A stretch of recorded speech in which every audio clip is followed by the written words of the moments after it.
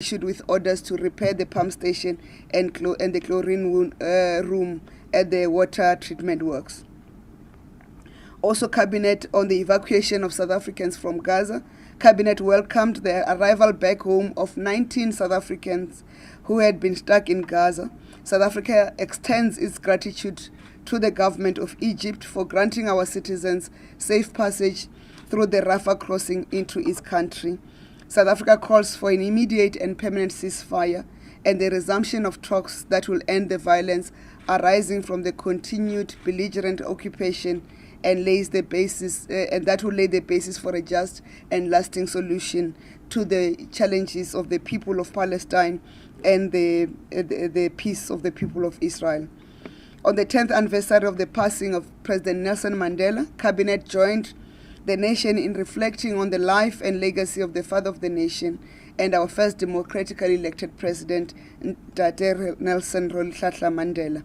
As we look ahead to the milestone of 30 years of freedom and democracy in 2024, along with our 7th national and provincial elections, we can proudly say that our democracy remains strong in honor and of his legacy and contribution to our freedom. On updates to Cabinet, developments at the National Student Financial Aid Scheme. As part of ensuring readiness when the 2024 academic year for post-matric education begins, Cabinet was briefed on measures that are being put in place to avoid the challenges that bedeviled the National Student Financial Aid Scheme in the 2023 post-matric academic year.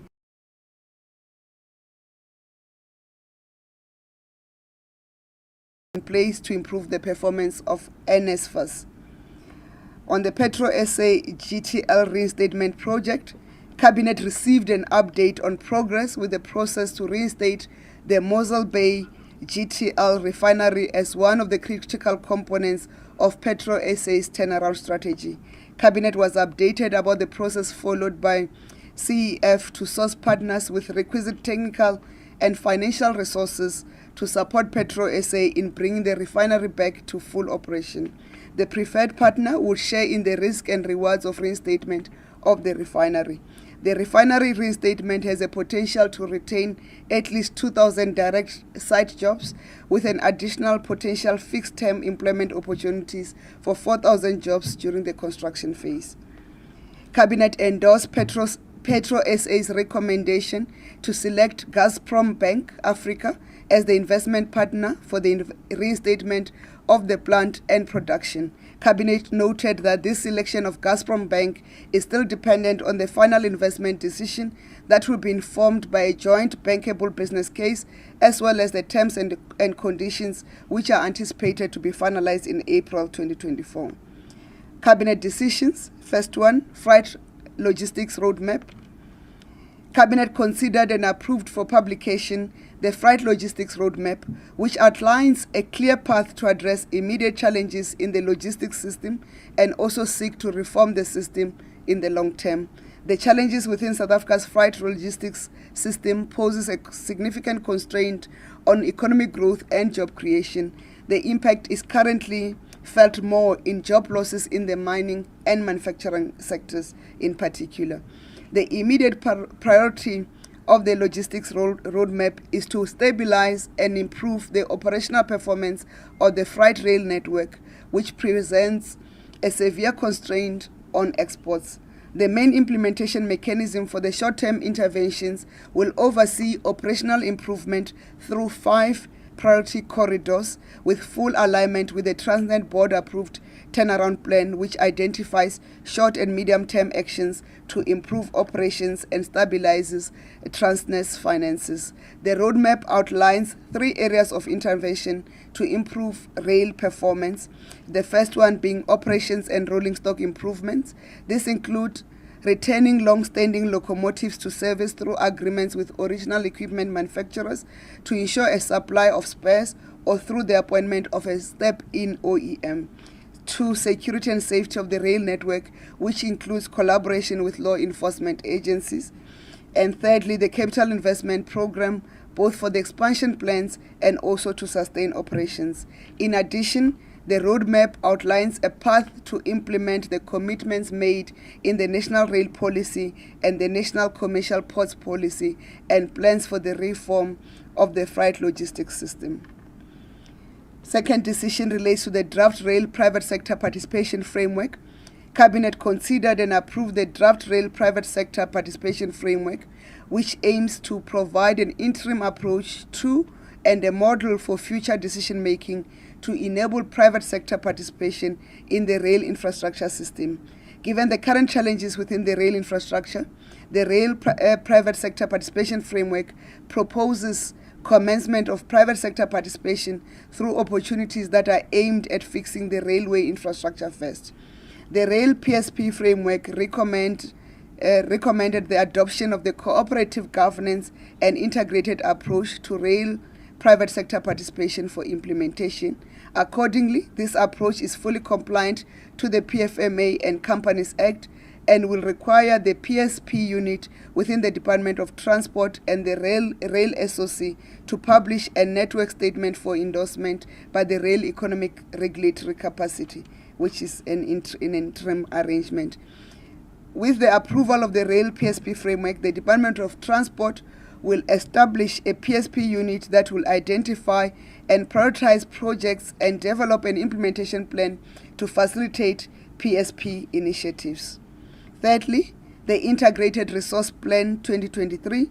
Cabinet considered and approved the publication of the Integrated Resource Plan 2023 for public comments and consultation. The draft IRP 2023 reviews the approved IRP 2019 and covers two time zones, namely the 2030 and the 2050 time zones.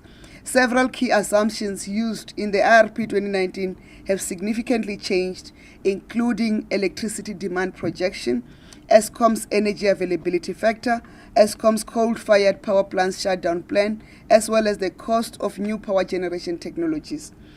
In the 2030 time horizon, which is Horizon 1, the focus is on addressing prevailing generation capacity constraints, whereas the 2031-2050 time horizon, which is Horizon 2, focuses on analysis of the energy mix pathways for sustainable security supply. For Horizon 1, 5 scenarios have been developed and assessed based on the state of readiness of projects in the pipeline. The scenarios considered include first the RMI quadruple P and the REI quadruple P5 and business projects currently under construction. Second, all project initiatives with commercial operation date and a specified location. Third, all project initiatives including those with no grid capacity reservation, a commercial operation date and specified location. Additionally, 2 scenarios, one comprising the reference case and current gas program and another based in improved plant performance according to the generation recovery plan, have been modeled. For the second horizon, 6 energy pathways were considered to assess the impact of the different energy technologies in ensuring the country's power system security of supply at the least cost to the economy. The reference pathway establishes a benchmark against other pathways and is based on least cost. The 5 other pathways are based on certain guiding principles and they are designed to be exploratory in nature. These policy principles were formulated with a focus on decarbonizing the power system, shutting down of existing coal-fired power stations post-2035, and exploring clean coal technologies, including carbon capture. The fourth decision is the draft National Business Licensing Policy. Cabinet considered and approved the draft National Business Licensing Policy for publication for public comments. The objectives of the draft National Business Licensing Policy are, amongst others, the provision of a fair, transparent, and ethical allocation of business operating licenses in a manner that enables the citizens to actively participate in economic life. 2, the assertion and clarification of South Africa's sovereign right to determine the business licensing conditions for foreign nationals in line with the country's national interest. Third, the development and implementation of smart and effective licensing arrangements that not only reduce regulatory burdens but also drive empowerment of the previously marginalized communities while reducing compliance burdens and facilitating ease of doing business. On bills, the National State Enterprises Bill, Cabinet has approved for submission of the National State Enterprises Bill to Parliament. The establishment of the state-owned holding company to ensure effective oversight of state-owned companies and separate the operational, regulatory and policy-making roles of the government. The bill proposes the establishment of the State's Asset Management SOC Limited as a holding company for state shareholding of strategic SOCs with the state as a sole shareholder. On appointments, and all appointments are subject to the verification of qualifications and relevant security clearances. The CEO of the Road Management Traffic Corporation, Cabinet approved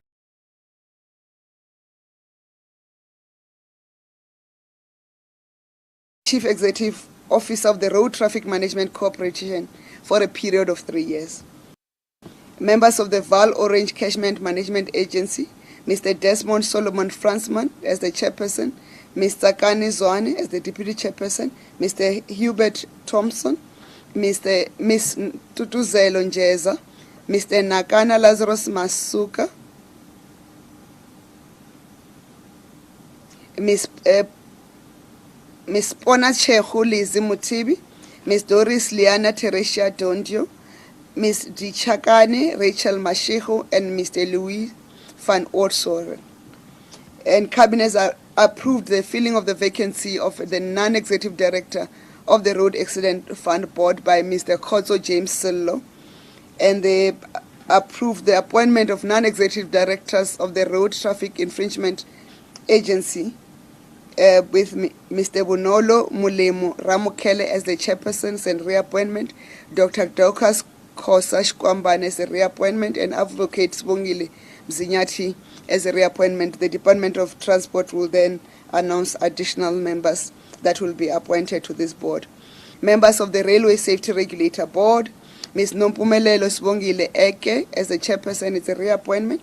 Mr. Sisa Lungamto, deputy chairperson. Advocate Johannes Colin Webpont as a reappointment.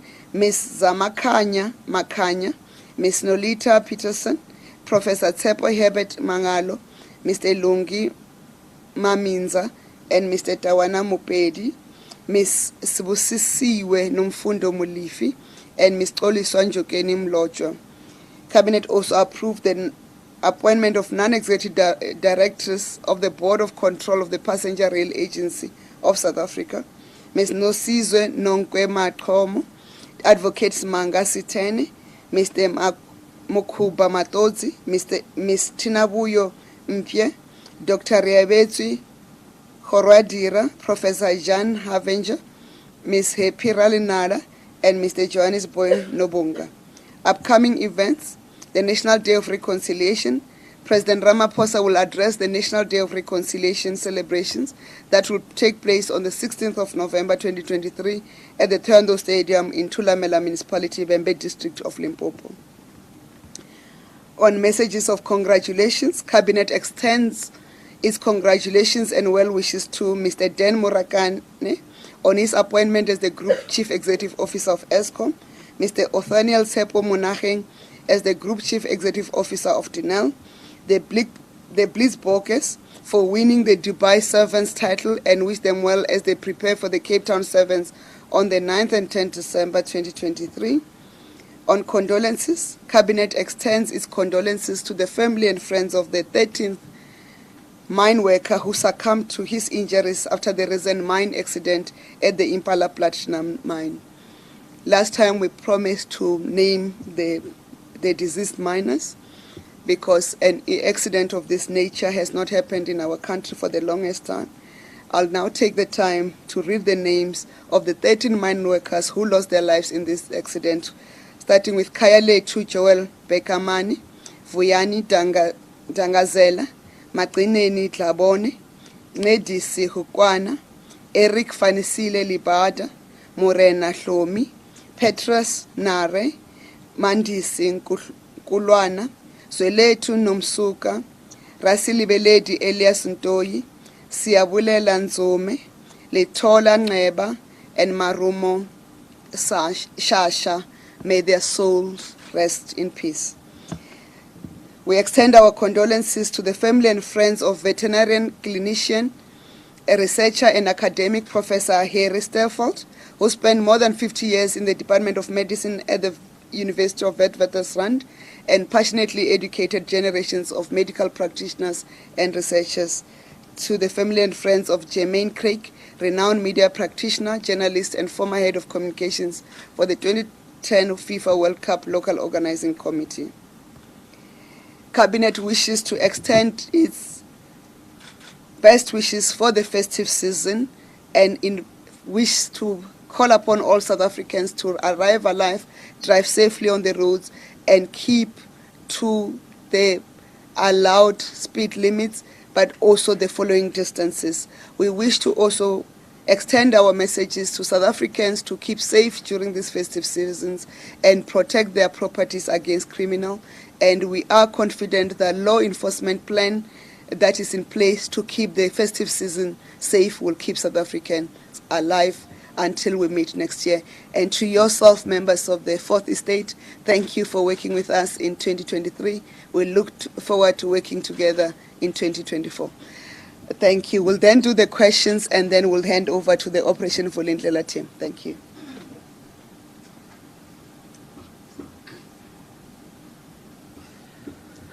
Thank you very much, Minister. I think, Minister, your words of saying we'll meet next year means this is the very last post-cabinet briefing for this year. And thank you very much. Colleagues, we will start with the questions in the press room. Then later on, we'll then go to our colleagues that have joined us online. The drill is the same. You'll raise your hand, press on the red button there. You introduce yourself and the media house, and then the question. Let me see any takers. Yes, Minister, just your reaction on the statement by Water that they are quite concerned about the high water consumption in Gauteng. Thank you very much. I see another hand.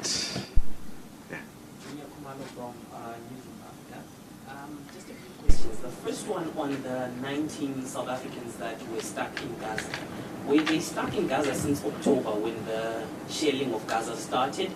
And what role did the Egyptian government play in them making their way back to South Africa? And the other one is on the company that you said has been proposed to basically oversee the state-owned enterprises. How does this then affect the plan that was in place to basically take all the state-owned enterprises under their line department, like your Transnet to the Department of Transport? How does that affect this plan? Thank you. Thank you very much. I'm not sure if we have another hand. No hand gone. Thank you very much, Minister. Those are the questions that we have from the House.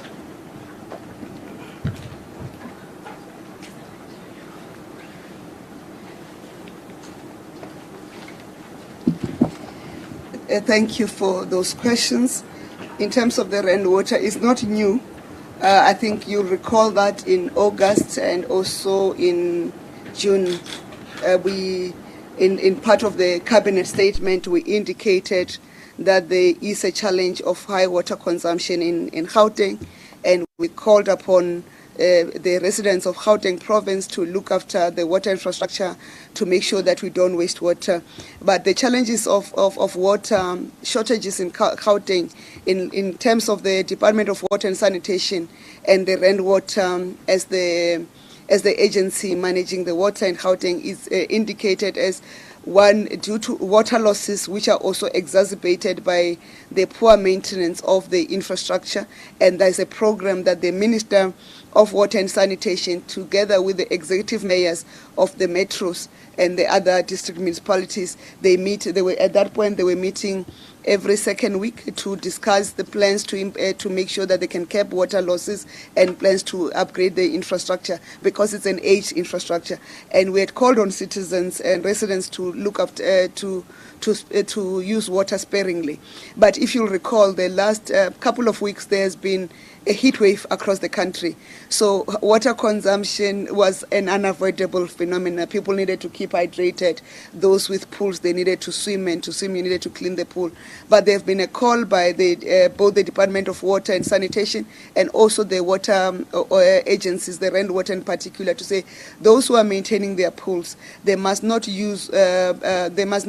the pool with tap water. They must then they must apply for water and purchase water to refresh water in their own pools as part of savings. But also those with gardens, that they must be sparing in terms of watering the gardens, because we need to prioritize water for consumption. You will recall that South Africa is a water scarce country, and therefore the call for us to use water sparingly is not only limited to the people of Gauteng, it applies across the country. You'll recall that I think a few years ago, Western Cape had to go to a day zero arrangement in terms of water saving. So we are working together with the rainwater and hoping with our communities to make sure that we save water as part of preserving the scarce resource that our country has. And on the question about the people who were stuck in Gaza, yes, nobody was able to move out of Gaza since the October 7th events to date. And the role of the Egyptian government was to help us to get safe passage, because they could only cross through Rafah, and allow us to then take them over to come back to South Africa. That's why we are grateful to them. And then on the state enterprise company, the establishment of the state-owned company is not exclusive to the decision. It does not change the decision that has been made previously.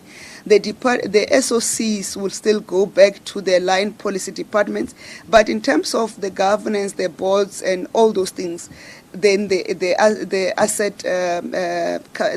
SOC asset management company will then take over to make sure that in terms of policy, the SOCs or the state-owned companies are in line with what the policy department is driving. But in terms of boards, and I'm sure you have noticed the instability of boards, because normally ministers tend to remove boards when they come through, even when the boards are very good. But to offer that stability, you'll need people who are objective, so that they can then run and put boards that are effective, that are skilled, that are not beholden to not only a minister or the management or the administrators in a particular department, and therefore when those administrators leave, they then become susceptible to leaving. It will provide stability to the companies. This model is not new in terms of us. It's been done in other countries. It's been done in Malaysia. It's been done in Singapore. But we are introducing it to make sure we can then stabilize the challenges that we have had at the state-owned companies. I'm sure if you go to the history of the bulk or majority of our state-owned companies, the instabilities and their failure to perform has been a result of the changes in the boards and management, where they are mostly driven by changes in the political or executive leadership. So this company will insulate that in terms of establishment of boards, but the SOC will then go back to the line policy departments to ensure policy alignment with the mother department, to say so. Thank you.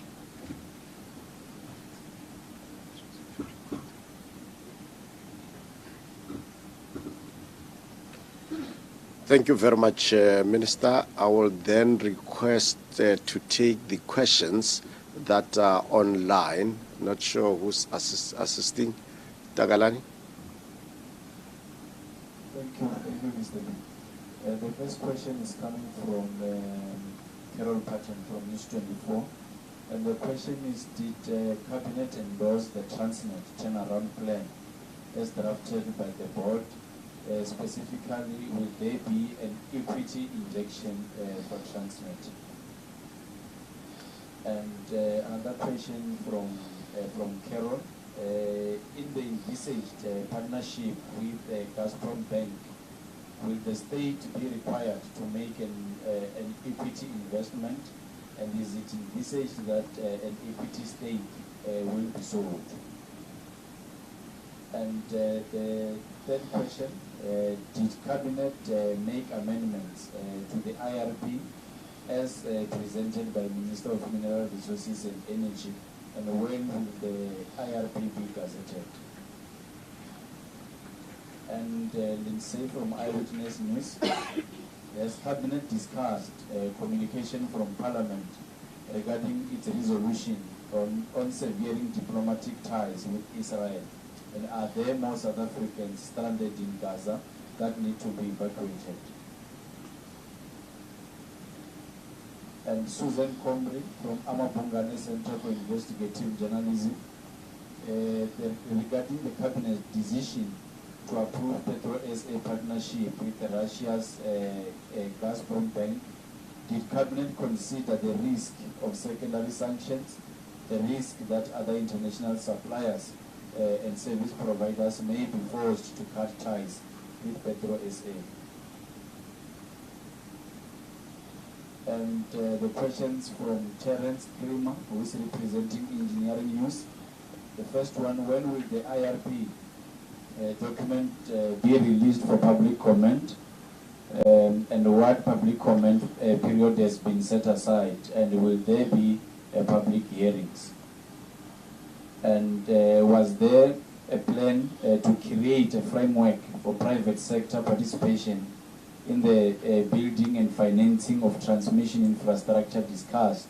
And if so, why was it not endorsed? And were there names of the National Transmission Company South Africa Board placed before Cabinet for concurrence? And if so, why were they not approved? And we have Paul from Bloomberg. What other companies were considered as investment partners in the refinery, and what did Gazprom offer that made it the preferred partner?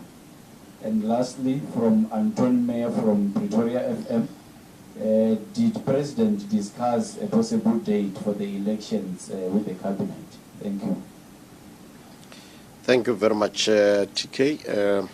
Those, Minister, are the questions that we have received online, and I think maybe it might be the last version, unless if there are follow-ups from the House. Thank you very much, Minister.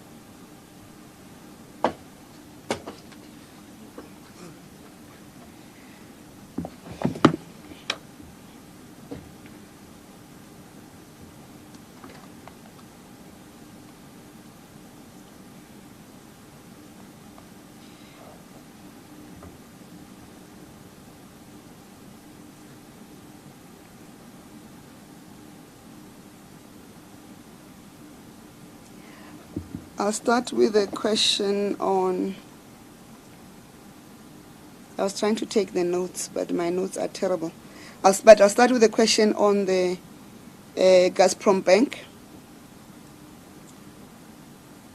on whether we've considered an equity injection. No, there's not equity injection considered. The project is on a risk and benefit share basis. And the first part they are doing is they are going to do a due diligence in terms of a bankable business case. And when that has been done, there will be an investment decision that will be taken around April, the final investment decision. So they are investing. Gazprom Bank was already in South Africa. Gazprom Bank Africa was already in South Africa, by the way.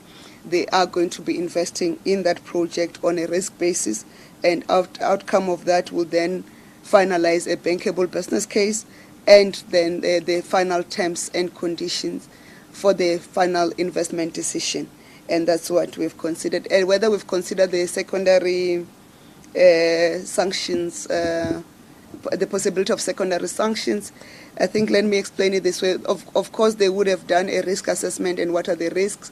And we need to explain to South Africans that South Africa is not the first country that will be having ties with the Gazprom Bank or with the Russian company in terms of oil. India itself has ties. They procure oil from Russia and they on-sell it. EU countries have ties with Russia. Even the US have ties with Russia. There have been what we call exemptions that are considered in terms of the sanctions of the US that are done. But what Cabinet considered as fundamental is the investment that will yield results for this country, but also that will be beneficial to lowering the price of fuel in the country with our ability to bring back the Mossel Bay GTL refinery. And if you will have to recall is that when they went out on tender, they considered what we call a state-to-state partnership, and Gazprom Bank Africa, it's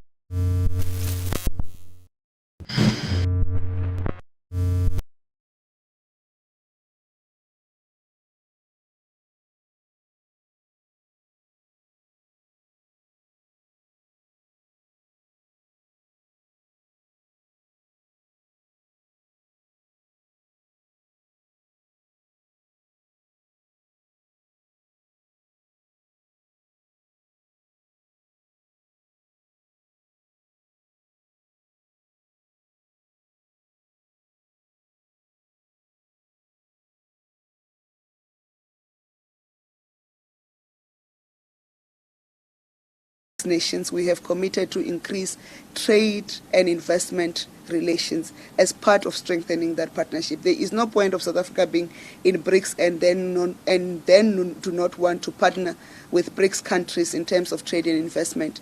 It's part of making sure that we build a resilient economy that is not susceptible to only one side of the global balance of powers, but that can be insulated from the risk of global balance of powers. Our relationship with our BRICS partners does not negate our relationship with other countries who are not within the BRICS. We value our relationship in terms of our relationships with those countries as governed by either our bilateral relations agreements or the way we relate as countries, but we remain a sovereign state. And there was another question on the IRP document to say when will it be released for public comment and whether there's a set time for hearings. We have approved for the IRP document to be released for public comments. The Minister of Mineral Resources and Energy will have to then gazette that in terms of law and set the timelines for consultations as required in terms of the stipulated period by law. And the Cabinet cannot therefore prescribe what must be done. And there was a question of whether the Cabinet discussed the framework for private sector participation in the build and financing of transmission infrastructure.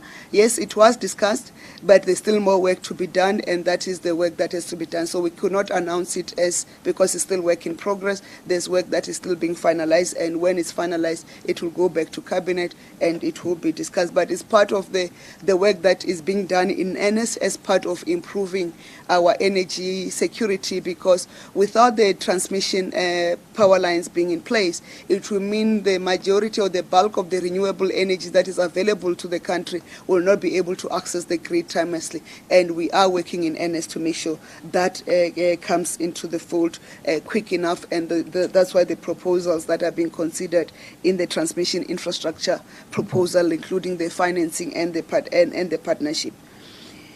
And whether the National Transmission Company of South Africa was placed before Cabinet, it was not placed before Cabinet. It will be, and we need to clarify, it's not all things that must go to Cabinet.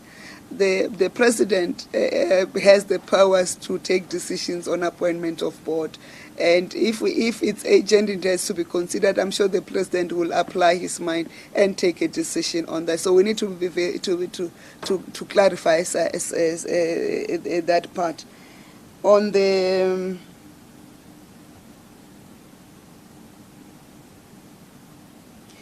there's a specific question on regarding the SOC holding company bill, which says, will the state-owned entities currently reporting to DMRE, including Petro SA, Central Energy Fund, and proposed SA National Petroleum Company, be incorporated into the proposed SOC holding company? By the way, when the South African National Petroleum Company is in place, there won't be the Petro SA and the Central Energy Fund, because they're going to then be one.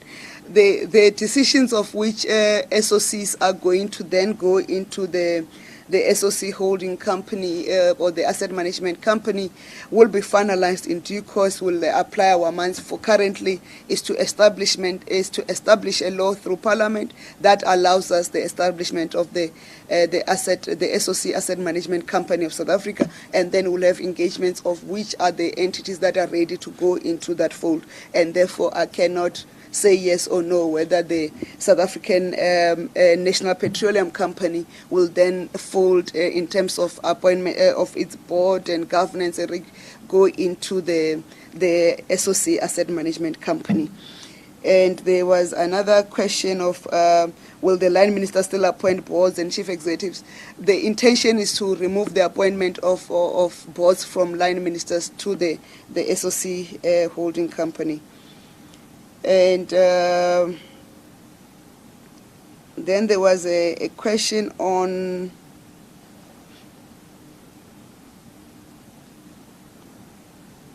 did I answer the question on the Transnet turnaround plan and equity direction? Not yet. The Transnet turnaround plan has not been submitted to Cabinet. Cabinet has full confidence in the board of Transnet that they will implement what they've set out to do. They had, if you recall, they've committed with their minister to update the nation every second week in terms of the progress they are making to reduce the backlogs that are in our ports, and also the work they are doing with the rail infrastructure. And that's what you need to follow up on. Whether there will be equity injection to the Transnet board, already National Treasury announced, and the guarantees that they needed to be signed for Transnet to be able to unlock its balance sheet and also be able to finance some of the basic work that has to be done. The announcement was done, I think, last week, if I'm not mistaken.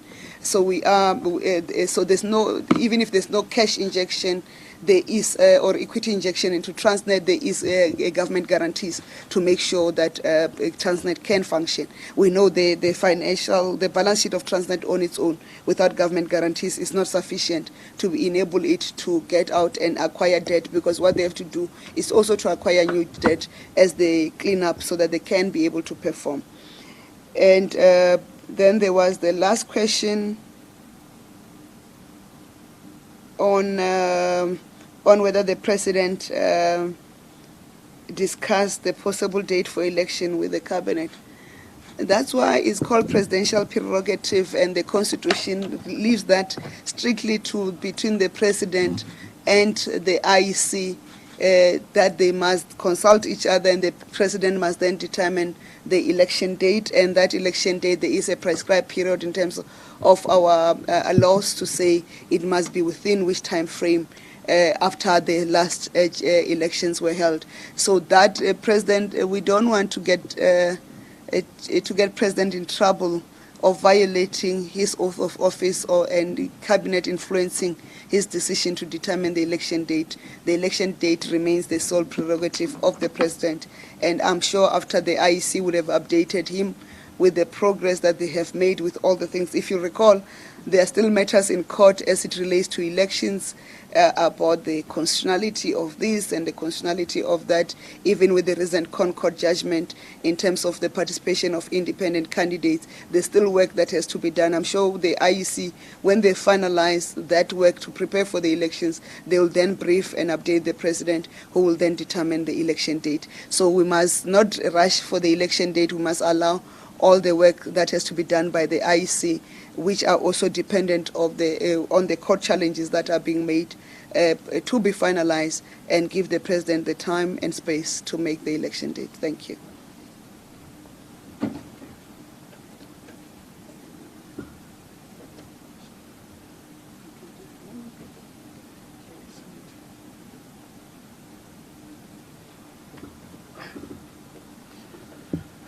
No, thank you very much, Minister. Minister, after you responded to especially the question on Petro SA, I think Susan Comrie said she wants to send a follow-up question.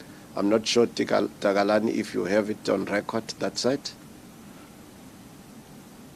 Thank you, Mr. B.S. She did send a clarity seeking or a follow-up question. And he said, could I confirm that I accurately understood the minister comment regarding the Petro SA tender process that selected Gazprom Bank? Was Cabinet not told that 19 out of 20 bidders failed to meet the 80% technical qualification criteria during the bid adjudication process? And this was communicated in multiple Petro SA documents and legal opinions, which suggests none of these documents were shared with Cabinet. Thanks. Thank you very much, Minister. That's the last one from our side.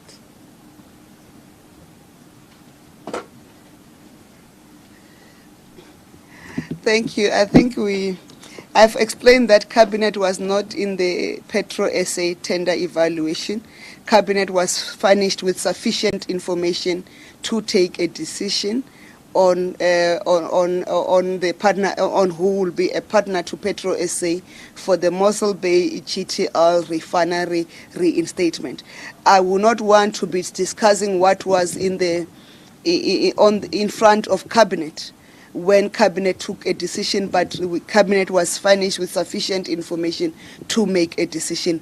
And because we don't want to be clarifying the Petro SA procurement or tender processes, that remains the responsibility of Petro SA. And again, we wish to thank you for coming, but we would like to invite Mr. Rudy Dix to join us, and as we move over to the Operation Vulindlela third quarter report. But Rudy, we had already agreed that Ms. Guma is the one presenting the... Come through. We have already agreed Ms. Guma is the one presenting the third quarter report, so we don't want to change those arrangements as we want to show the girl power. And I'd like to invite Ms. Guma to then take over from me. And you are in the capable hands of the Operation Vulindlela team, supported by myself and the Minister of Finance in absentia.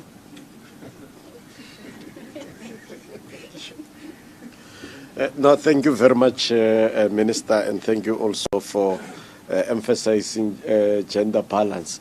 May I indicate that the presentation by Operation Vula, the one that is going to be made, is going to be shared now with members of the media on the groups. I think Tagalani will share it, so that as and when she takes us through the presentation, you are able to also have access to it. Thank you very much.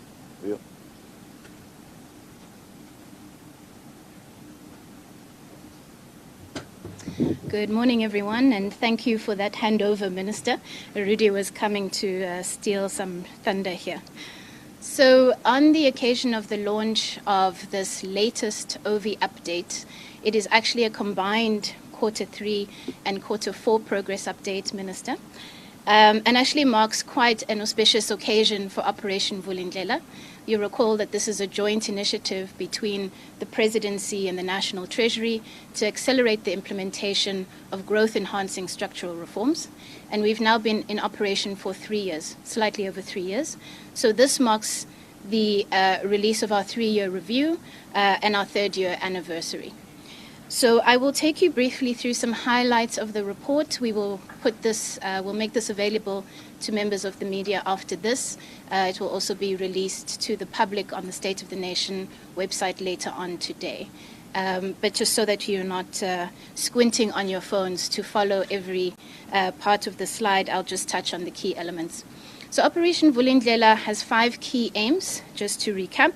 Firstly is to ensure a stable supply of electricity. Second, to reduce the cost and increase the quality of digital telecommunications. Third is to ensure a sustainable quality water supply, both now and in the future.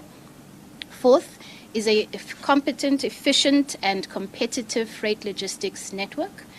And finally, a visa regime that supports tourism and allows South Africa to attract the appropriate skills for growth. In the time that Operation Vulindlela has been in operation, we've been able to make significant progress in accelerating some of these reforms.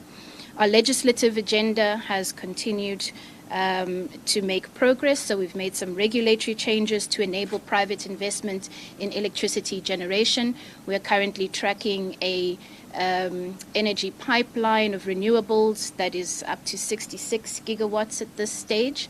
And from an investment point of view, what we track is a pipeline of over 200 billion rands worth of investments. On the telecommunications space, we have seen the conclusion of the spectrum auction already in 2022.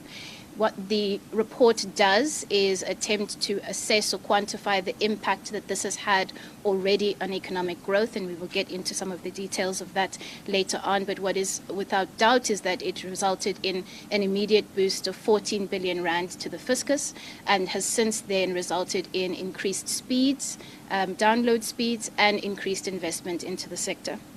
We've also conducted and completed with Home Affairs a comprehensive review of the visa system and the revised immigration regulations to give effect to some of the recommendations that were made by this report are due to be gazetted shortly.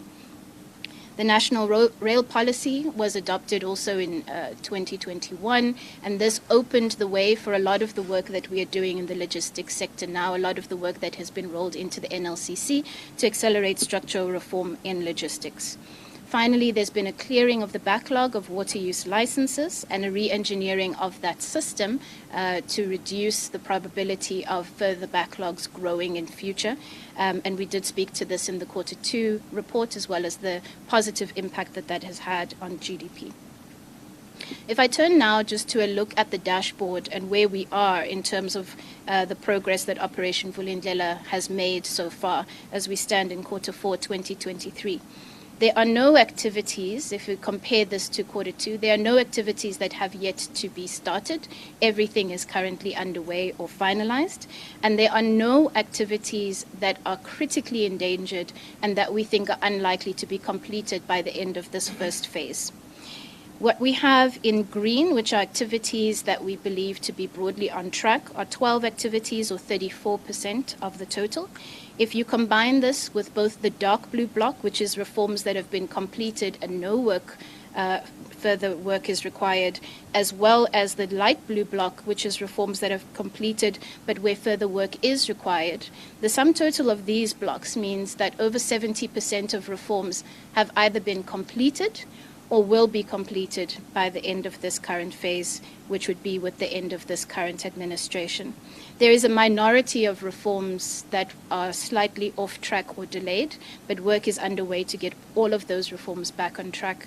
And with the assistance of both the Minister and the Presidency and the Minister of Finance, we're confident that we'll be able to make some inroads here.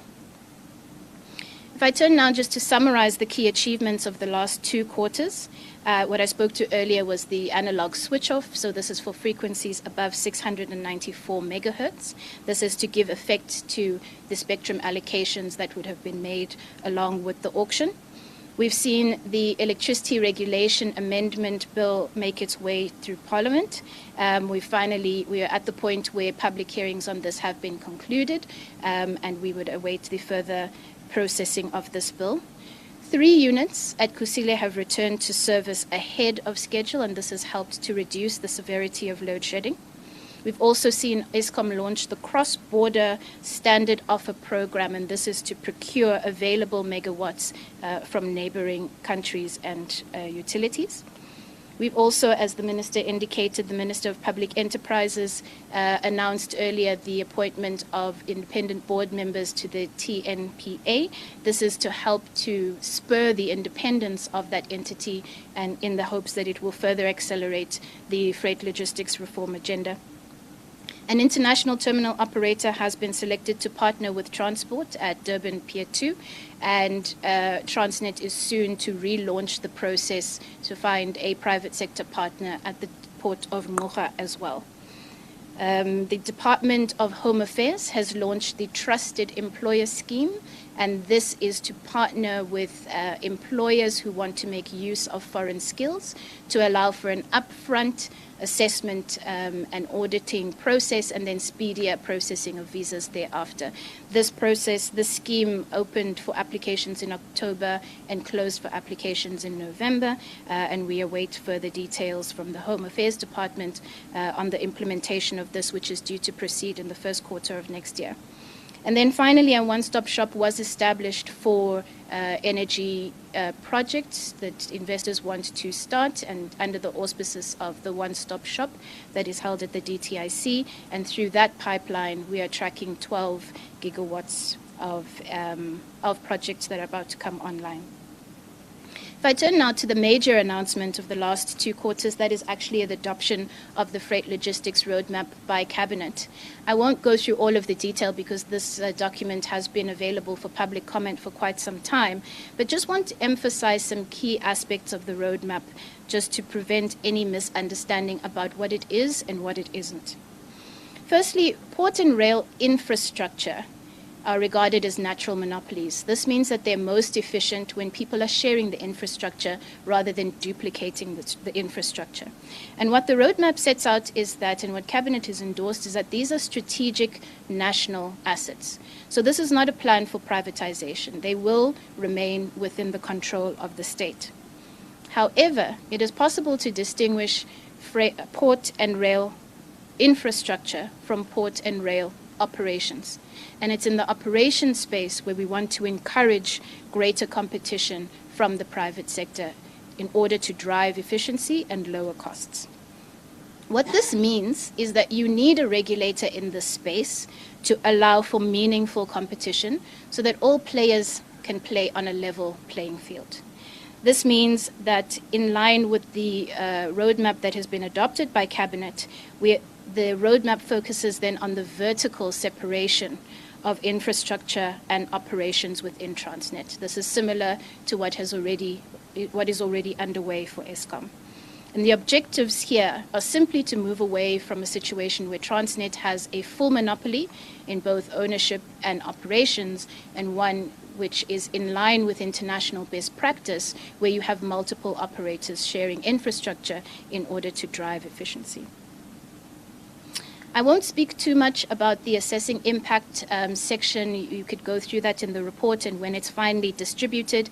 But just to touch on some key facts, what we've been doing in the Operation Vulindlela updates is attempting to give a flavor for what impact these reforms are actually having on the ground already. We know that reforms take a while to fully find expression in economic data. Our hope is that these short analyses give a sense of what has already been achieved and what can be achieved over the coming years. So firstly, just to indicate that the amount generated by the auction resulted in an injection to the fiscus of 14.4 billion immediately, and then spurred greater investment in the sector.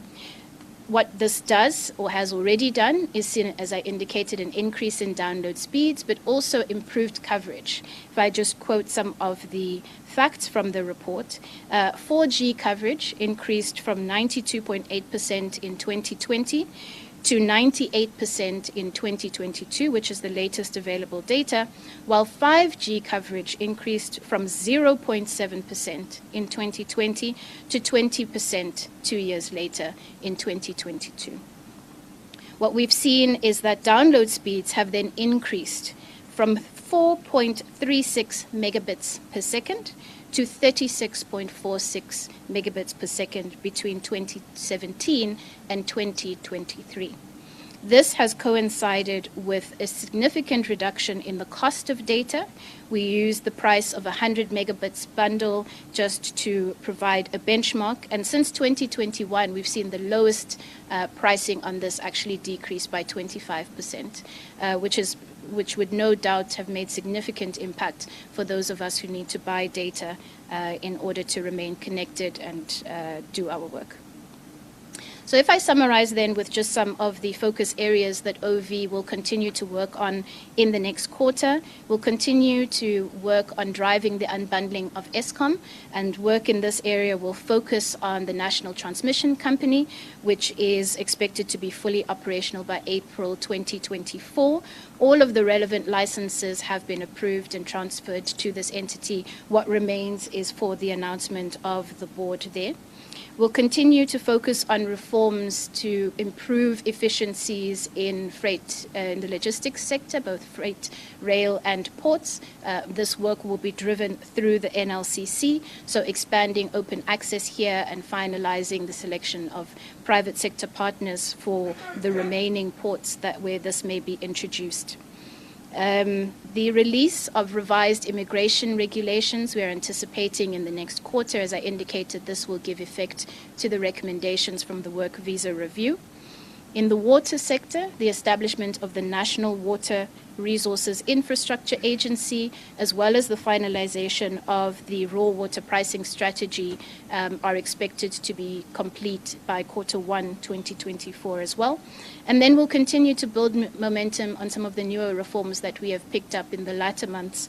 This includes expediting the issuance of title deeds for low-income housing, developing a framework for the devolution of passenger rail to local level, and then an enabling regulatory framework for hemp and cannabis. And finally, implementation of a long-outstanding, long-awaited new mining rights system. Thank you. I will leave that there.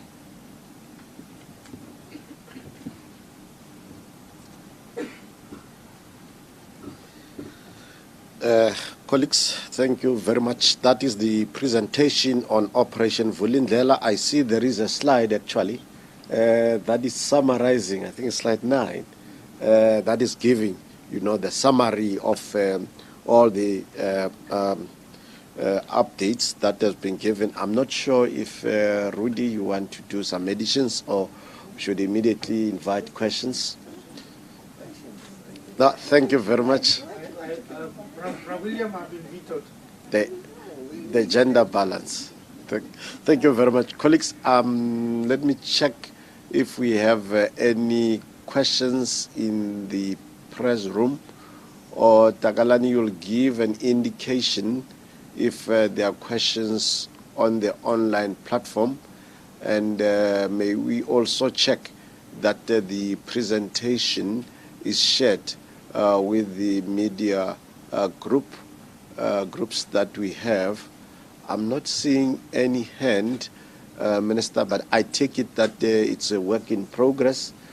Colleagues will get an opportunity to then go through the slides that have been presented on the achievements up to thus far, including, of course, that slide that I've just seen, which is summarizing all the achievements, and especially the one on the data that we have seen a decrease in prices, close to 25% decrease since it was done. On that note, let me check if, Minister, you have a last word to say before we adjourn the briefing. Thank you.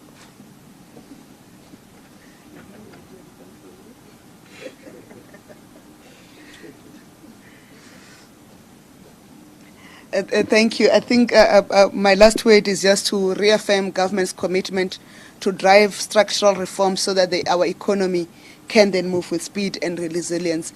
And we are fully aware of the impact of the structural constraints, and we have seen that in the Q3 GDP figures that were recently released. But if you check both cabinet decisions and also the Q3 and Q4 Operation Vulindlela progress report, we're addressing those structural constraints with significant speed so that the economy can start to perform fully well and efficiently so that we can support its resilience but also grow investments in this country. We are hoping that next quarter when we report, we would have achieved significant progress in that regard.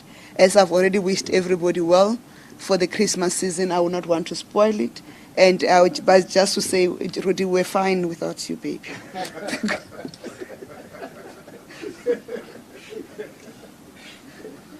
That's a happy mood for the last month of the year. Colleagues, on that note, let me also join the Minister in thanking you for your cooperation all the time to be here to make sure that all South Africans, including, of course, those in the region and in the continent, are informed. You are quite